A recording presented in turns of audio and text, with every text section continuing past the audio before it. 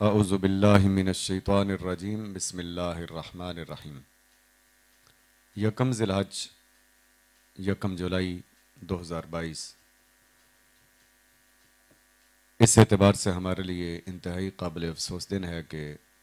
اس دن ہمارے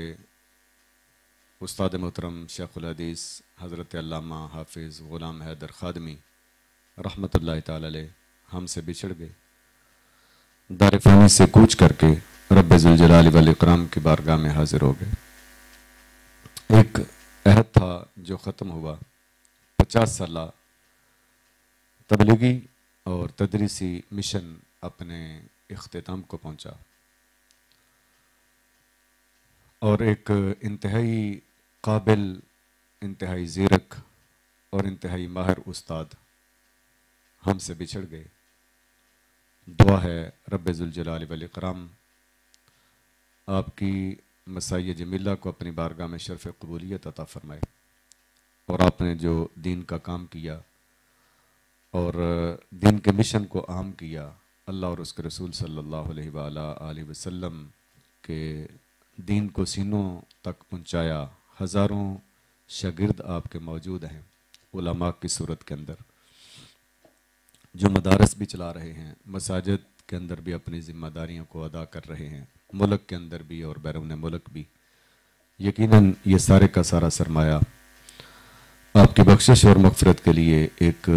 وافر سامان ہے، اگرچہ بخشش و مغفرت کا تعلق اللہ رب العزت کے فضل اور اس کے کرم کے ساتھ ہے۔ ہم امید کرتے ہیں کہ اللہ رب العزت ان کی مسائی جمیلہ کو اپنی بارگاہ میں شرف قبولیت عطا فرما کر آپ کو بلند مقامات سے نوازے گا۔ وہ بڑا کریم ہے، بڑا رحیم ہے اور بڑا قدردان ہے۔ اللہ رب العزت نے قرآن مجید کے اندر اپنا ایک وصف شاکر بھی ذکر کیا ہے۔ جب شکر کا تعلق اور نسبت اللہ کی طرف ہو تو اس کا معنی ہوتا ہے قدردان۔ تو اللہ تعالیٰ اپنے بندوں کی مسائی کا بڑا قدردان ہے، اس لیے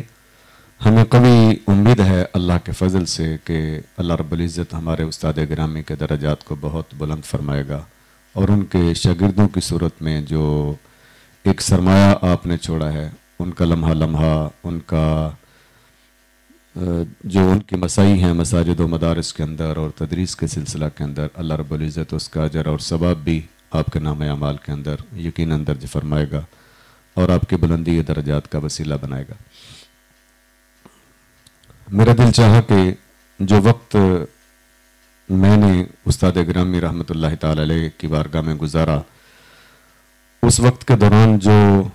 اوصاف، جو کمالات، جو خوبیاں میری نظر میں آئیں قبلہ شیخ الحدیث رحمۃ اللہ تعالی علیہ کی، میں ان کا ذکر اپنے سننے والوں کے ساتھ ضرور کروں۔ ہو سکتا ہے اللہ رب العزت کسی کے لیے تبدیلی کا ذریعہ بنا دے اور ہمارے لیے بخشش کا ذریعہ بنا دے کہ اللہ کے بندوں کا ذکر خیر یقیناً ذکر کرنے والوں کی بخشش اور مغفرت کا سبب اور ذریعہ بن جاتا ہے۔ تو آج کی گفتگو کے اندر میں قبلہ شیخ الحدیث رحمۃ اللہ تعالی علیہ کی حیات مبارکہ کے 12 انتہائی خوبصورت پہلوؤں کا ذکر کروں گا۔ 12 کا عدد مجھے بہت پسند ہے کیونکہ یہ ہمارے آقا مولا آمنہ کے لال حبیب عربی صلی اللہ علیہ وآلہ وسلم کے یوم ولادت بھی ہے، تو اسی نسبت سے میں نے 12 خصائل اور 12 کمالات کا انتخاب کیا جو میرے سامنے آج آ سکیں۔ اگرچہ بہت ساری اور بھی ہیں، لیکن جو غالب چیزیں تھیں ان کو بیان کرنے کا ارادہ کیا ہے۔ یقیناً ایک استاد کے بارے میں جب شاگرد بولتا ہے تو شاید اسے اپنے استاد کے کمالات اور اوصاف کا ذکر کرنے کے لیے ایک نئی زندگی درکار ہوتی ہے کہ جس زندگی کے اندر وہ 24 گھنٹے صرف اور صرف اپنے استاد کے کمالات کا ذکر کرے تو شاید پھر بھی وہ ان کمالات کا حق ادا نہ کر سکے۔ تو چلتے ہیں اپنے مقصد کی طرف۔ قبلہ شیخ الحدیث رحمۃ اللہ تعالی علیہ کی زندگی کا ایک غالب پہلو تھا جس کو ہم عملی علمی پہلو کا نام دے سکتے ہیں۔ علمی پہلو کہ بلا شیخ الحدیث رحمۃ اللہ تعالی علیہ بلا شک و شبہ جلیل القدر عالم دین تھے، اور تدریس کے ساتھ ساتھ آپ کا مطالعہ بہت وسیع تھا۔ جب کبھی کوئی خارجی موضوع چھڑتا، یعنی تدریس کے علاوہ کوئی اور موضوع چھڑتا، تو وہاں پر بھی خوب دلائل دیتے اور انبار لگا دیتے تھے دلائل کے، اور آپ کا ذوق تھا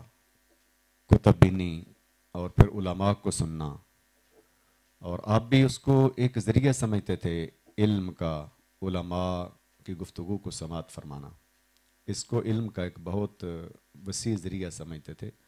اگرچہ آپ اس بات کو پسند نہیں کرتے تھے اپنے شاگردوں کے لیے کہ وہ کسی کی ہو بہو نقل کریں اور وہ بالکل نقال بن جائیں،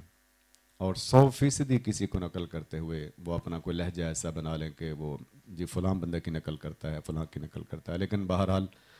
علماء کو سننا اس کی ترغیب بھی دیتے تھے، اور خود عملی طور پر آپ علماء کو سماعت فرماتے تھے، اور کتب کے ساتھ آپ کا شغف جو ہے وہ تو بہت وسیع تھا کہ جب فارغ وقت ملتا تو آپ کتب کا مطالعہ کرنا بہت پسند فرماتے تھے۔ علمی اعتبار سے جہاں تک موقف کی ترجیح کی بات ہے تو میں نے یہ مشاہدہ کیا کہ آپ جمہور کے موقف کو ہمیشہ ترجیح دیتے تھے، اور انفرادی موقف اپنانا وہ کچھ زیادہ پسند نہیں کرتے تھے، اور آپ فرمایا کرتے تھے کہ جمہور کے موقف کو اپنانے کے اندر آسانی ہے کہ یہ ایک چلتا ہوا راہ ہے، اور چلتے ہوئے راستے پر چلنا انتہائی آسان ہوتا ہے اور محفوظ ہوتا ہے، اور وہاں پر خطرے جو ہیں وہ کم ہوتے ہیں۔ قبلہ شیخ الحدیث رحمۃ اللہ تعالی علیہ کی زندگی کا دوسرا خوبصورت پہلو آپ کی زندگی کا عملی پہلو تھا کہ آپ صرف اور صرف عالم نہیں تھے، بلکہ جتنا علم پڑھا تھا آپ رحمۃ اللہ تعالی علیہ اس پر عمل بھی کرتے تھے۔ بالخصوص فرائض کا اہتمام آپ انتہائی سختی کے ساتھ فرماتے تھے، اور ہم نے کبھی آپ کو نماز چھوڑتے ہوئے نہیں دیکھا، کبھی روزہ چھوڑتے ہوئے نہیں دیکھا۔ تو آپ عموماً پروگراموں پر جاتے تھے، دور دراز پروگراموں کے اندر سنی جہاد کونسل، اس کے آپ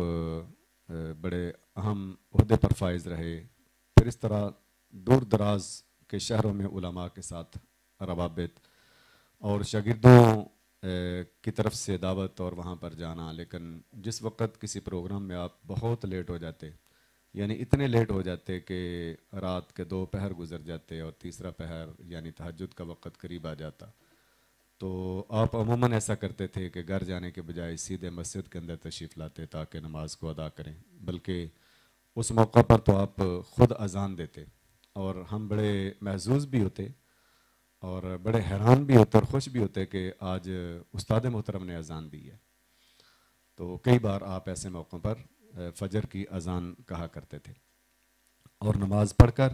تو پھر اس کے بعد آپ نے جانا ہے اور کچھ دیر جا کر لیٹنا ہے، اور پھر اپنے وقت پر واپس آپ مدرسے کے اندر تشریف لے آتے تھے۔